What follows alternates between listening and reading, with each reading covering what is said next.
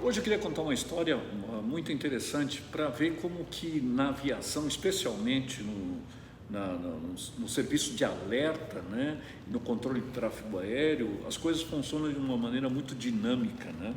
E muitas vezes a gente tem a regulamentação, mas nós temos que ter uma sensibilidade particular, especialmente quando se é controlador de tráfego aéreo. Bom, certa noite estava eu trabalhando no Salvaero, aliás, Salvaero, né, o Centro de Coordenação de Busca e Salvamento, é atividade de controlador de voo, né? Muita gente não sabe disso. Mas para você trabalhar num centro de controle busca e salvamento, né, para fazer coordenação de busca, você tem que ser controlador de voo. Bom, estava eu trabalhando lá e uma certa noite de plantão, eu recebi uma ligação do Centro Brasília, né, e o controlador me preocupado, falando: olha, o Salvaero, seguinte, rapaz, decolou um cara de São José, eu estava aguardando aqui, numa posição aqui do radar, e ele não me chama, o tráfego não me chama, mas apareceu na tela um plot radar que eu imaginava ser esse tráfego e imediatamente ele sumiu. Bom, daí eu liguei para São José perguntando: ô São José, escuta, cadê o cara? Já decolou aí? Não, já decolou, mandei te chamar. Pô, chama ele aí, porque não apareceu até agora, aqui não me chamou. Aí a Torre São José chamou o tráfego, né? Era um tráfego, inclusive, era um Brasília da asa americana, era um Brasília todo prateado e tal, né? Na época estava sendo entregue para essa companhia americana, e esse tráfego acabou, São José, né, ligou tentando falar com o tráfego, não respondeu, e então o cara de Brasília, preocupado, me chamou no Salvaero, falou: estou preocupado com esse tráfego. Falei: poxa, então, tá bom, você anotou aí a posição dele? Falou: sim, tá aproximadamente na radial tal de São José, a tantas milhas no radar. Bom, eu falei: mantém a escuta aí, né, eu vou dar plotei no mapa, e plotei a radial no mapa e com a distância que ele tinha me dado. E nessa distância, onde desapareceu aquele tráfego que apareceu no plot radar, lá apareceu no radar, ele tinha desaparecido e ele anotou essa posição. Eu fui na carta, plotei na carta WAC a radial e a distância de São José. Bom, imagine você o que eu vi, que o ponto mais alto que tinha na região era exatamente esse ponto que o cara do Centro Brasília deu. Eu falei: meu Deus, esse avião bateu lá, só pode ser. E olha, o interessante é o seguinte, que não necessariamente a aeronave tinha entrado na fase de alerta, né, especialmente naquela época, né? Tinha que esperar 30 minutos e tal. Mas isso me acendeu um alerta grande. Eu falei: poxa, o Brasília, infelizmente, esse ponto que você me deu, que o tráfego sumiu, coincide num ponto mais alto, era uma área bastante alta da região.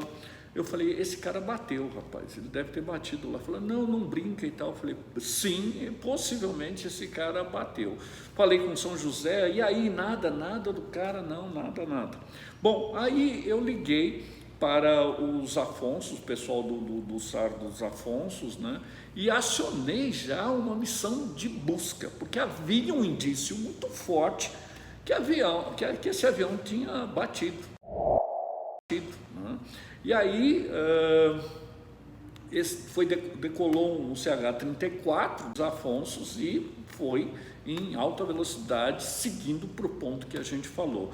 Isso foi no final de tarde, né, no entardecer, e esse tráfego, esse aeronave do SAR já chegou em contato com a gente do Salvaero, foi indo direto para o ponto. E o que aconteceu, que eu estava em contato com eles, e eles vieram com velocidade máxima e tal, porque se houvesse alguma possibilidade de encontrarmos gente com vida, né, o resgate seria extremamente importante. Quanto menor tempo, maior a probabilidade de encontrar alguém com vida, né? E eu, na verdade, eu não tinha certeza se o avião, se essa aeronave tinha batido ou não, mas havia um indício muito forte. E o H-34 veio direto, né? E de longe o piloto fala: olha, estamos vendo fogo, né? Na nossa frente aqui tem fogo, então, puxa, o avião possivelmente era o acidente do avião que a gente estava procurando.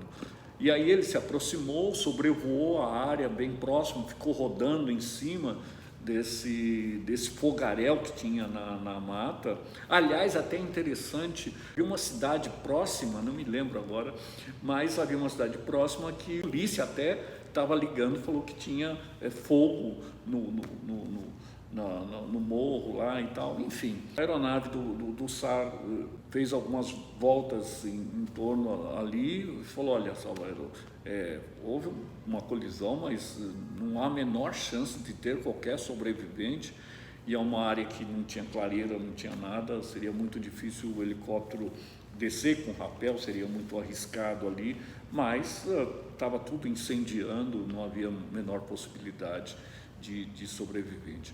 Mas o interessante nessa história é que muitas vezes a perspicácia do controlador de Brasília, sem dúvida nenhuma, foi extremamente importante. Lógico que se houvesse, se o avião não tivesse batido chapado nessa montanha, se ele tivesse só resvalado e tivesse algum sobrevivente, certamente poderia ter sido feito um resgate e talvez resgatar pessoas com vida, mas infelizmente não foi o caso. A aeronave bateu chapado e explodiu, estava full tanque, né? Então bateu, explodiu, pegou fogo e não sobrou absolutamente nada. Mas é uma situação bastante interessante. Hoje, na regra de tráfego aéreo hoje, quando um tráfego desaparece na tela radar, imediatamente, né, a aeronave entra na fase de incerteza, né? Naquela época nem tinha isso, né? Mas o interessante é que nesse caso nem sequer a identificação tinha sido feita, mas a perspicácia do controlador acendeu uma luz, né? Ele liga para o salvo aéreo e eu também imediatamente vejo na carta. E a gente praticamente, quase que instantaneamente do acontecido, a gente já providenciou, né, uma missão de busca. Mas, infelizmente, nenhuma vida foi salva, porque no impacto todos acabaram morrendo com destruição total da aeronave. Tá ok? Essa foi a história de hoje. Um abraço, até a próxima.